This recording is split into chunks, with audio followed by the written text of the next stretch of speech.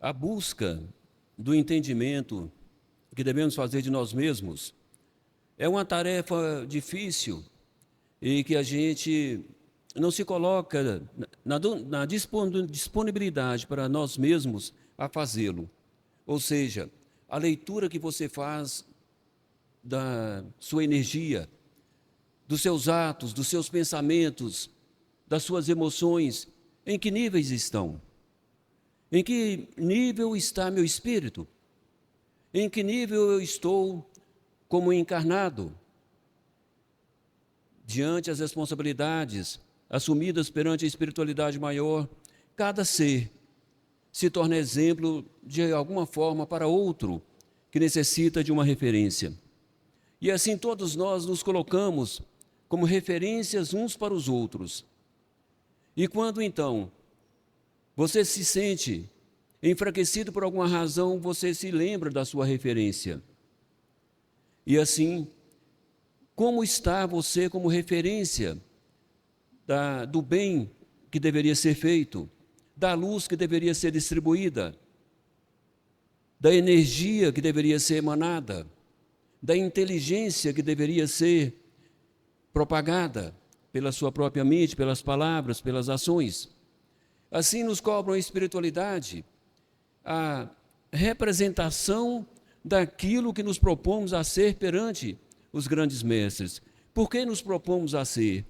Cada ser que ultrapassa o limite da luz, ele se propõe a ser um novo ser, um novo espírito. Ele se propõe a ser uma nova entidade de luz, seja encarnado ou desencarnado. E se você assume uma nova postura, uma nova forma, um novo nível de inteligência espiritual, essa condição deve e tem que fazer parte também do seu ser como encarnado. E você então deve refleti-la nas suas atitudes, nas suas palavras, nas suas ações, de todas as formas. E assim nos fazemos ser verdadeiramente os espíritos de luz encarnados que verdadeiramente somos, mas nem sempre conseguimos conviver com a condição. Por que não conseguimos conviver com a condição de luz do nosso próprio espírito? Porque não deixamos que nosso espírito assuma, com a sua consciência, com a sua inteligência, o comando do nosso ser. Eis aí a batalha que está sendo lutada por todos nós, por todos os seres de luz encarnados aqui da Terra. E também os desencarnados também que lutam as suas batalhas. E qual é a maior batalha? É neutralizar a parte baixa das consciências. Aquela que não quer deixar a parte superior tomar sua posse de todo ser. A nossa consciência mais baixa, ela quer nos comandar. E assim o ser, quando ele reencarna, ele vem do mundo de luz cheio de propósitos. Ou então, quando ele toca o plano de luz, ele retorna para o corpo, ele retorna cheio de propósitos. Mas quando chega a parte baixa da nossa consciência, já formada por nós mesmos ao longo dos tempos, como encarnados, assume novamente o comando. E toda aquela sabedoria, todo aquele banco de informações que trouxemos do plano superior, se torna submergido dentro da nossa consciência. Fica submerso, porque a consciência física não dá espaço para que a consciência espiritual se manifeste em suas palavras, em sua sabedoria. Mas por que isso? Primeiramente porque temos a mente turbulenta, a mente cheia de agitações. A mente precisa processar o tempo todo, ela é uma máquina que não para. Mas ela quer processar aquilo que ela é habituada a processar, ou seja, informações de níveis terrenos, informações que envolvem a natureza terrena, informações que envolvem a energia mental terrena. Então aí está o vício da nossa casa mental, da nossa máquina mental. E sendo assim, essa mente turbulenta não capta as informações que está na mente espiritual. Porque para captar a informação que está na mente espiritual, ela precisa desacelerar, ela precisa buscar a conexão com a parte superior de si mesmo. Então isso não é difícil de se fazer, tirar a turbulência do campo mental, a agitação do nosso ser.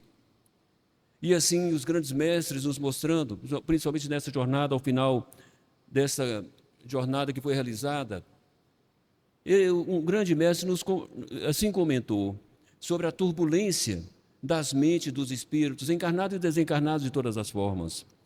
Quando não estão agitadas com aquilo que é pequeno, estão imaginando aquilo que é pequeno. Ou então processam imaginações de si mesmo, informações criadas dentro da própria casa mental, ou então captam informações exteriores, ou atrasem de alguma forma. Mas por que essa insistência em querer viver mentalmente no campo mais baixo? Que batalha a nossa, tirar nossa mente desse nível de processamento e elevá-lo para um nível de processamento melhor, para que possamos conectar com a espiritualidade, falar com a espiritualidade e pensar num nível mental mais elevado. Então isso requer a desconexão mental da sujeira mental que está pairada no ar. Ou seja, esses miasmas mentais que pairam no ar trazem essas contaminações à nossa mente porque nós precisamos processá-la. E essa agitação nos faz buscar aquilo, como disse antes, habitualmente trabalhado. Essa sujeira mental, ela cria um peso na mente do espírito e quando se desencarna leva esse peso para o plano espiritual. E a batalha que está sendo lutada agora se torna mais difícil de ser lutada sem o corpo físico para ser usado como um ponto magnético de atração.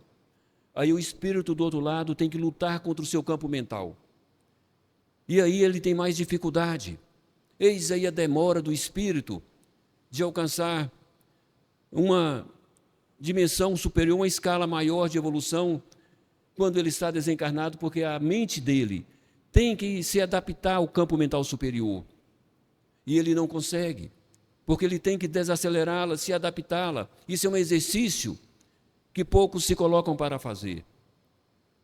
Preferem fazer as atividades manuais, assim podemos dizer, do que as atividades mentais que projetam.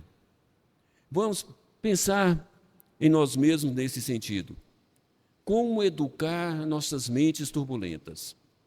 Desacelerá-la, dar a elas informações puras, dar a elas informações que não são da Terra, para que ela possa se desconectar do mental terreno.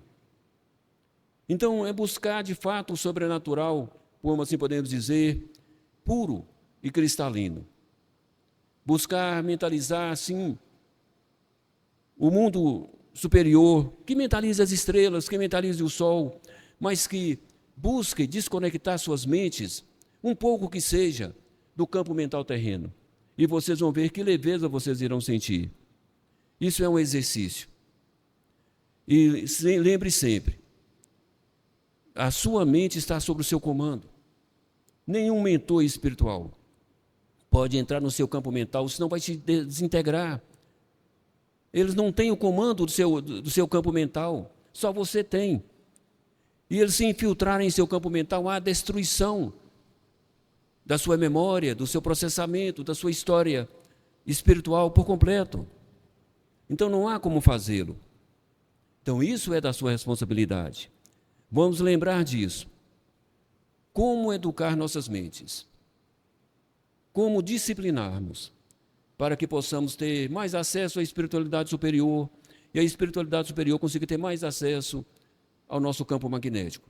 Porque a nossa mente turbulenta, ela cria barreiras mentais, ela filtra as energias. É uma luta, de fato, que temos que travar dentro do nosso próprio ser. É a nossa individualidade espiritual sobrepondo a individualidade do nosso ego. Graças a Deus.